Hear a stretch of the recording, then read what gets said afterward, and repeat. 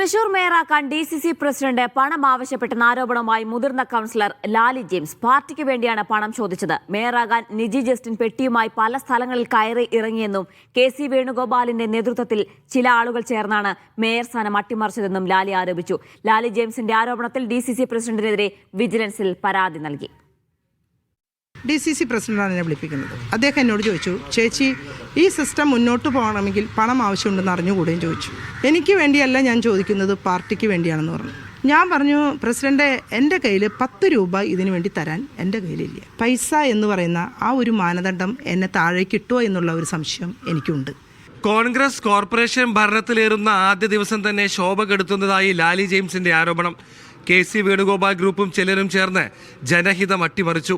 ഇതിന് ജോസഫ് ടാജറ്റ് കൂട്ടുനിന്നു. ആരോപണങ്ങൾക്ക് DCC പ്രസിഡന്റിന്റെ മറുപടി ഇങ്ങനെ: നിങ്ങൾ ഈ പറഞ്ഞ വ്യക്തിയോട് ചോദിക്കുക, 4 പ്രാവശ്യം അവർ നിന്നില്ലേ? ആർക്കാ പെട്ടി കൊടുത്തത്?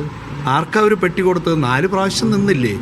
ഏറെ നേരത്തെ ആകാംക്ഷയ്ക്കൊടുവിൽ കോർപ്പറേഷനിലെത്തിയ ലാലി ജെയിംസ് വോട്ട് ചെയ്തു. വോട്ട് ചെയ്യുന്നതിന് തൊട്ടുമുമ്പ് പ്രതിപക്ഷ നേതാവായിരുന്ന രാജൻ പലനെതിരെയും ആരോപണം. തന്നെ ആരും അച്ചടക്കം പഠിപ്പിക്കേണ്ടെന്നും ലാലി. എന്നെ അച്ചടക്ക നടപടിയിലേക്ക് വരികയാണെങ്കിൽ അവരെ അച്ചടക്കം പഠിപ്പിക്കാനുള്ള വഴികൾ എൻ്റെ കയ്യിലുണ്ട്. ഇവിടെ പ്രതിപക്ഷ നേതാവായിട്ട് 10 കൊല്ലം ഇരുന്ന ഒരു മഹാനായിട്ടുള്ള നേതാവുണ്ടല്ലോ, രാജൻ പല്ലൻ.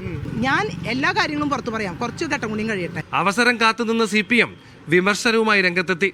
തുടക്കം തന്നെ പാളിയതോടെ കോൺഗ്രസ് ഭരണത്തെക്കുറിച്ച് പ്രതീക്ഷയില്ലെന്ന് CPM.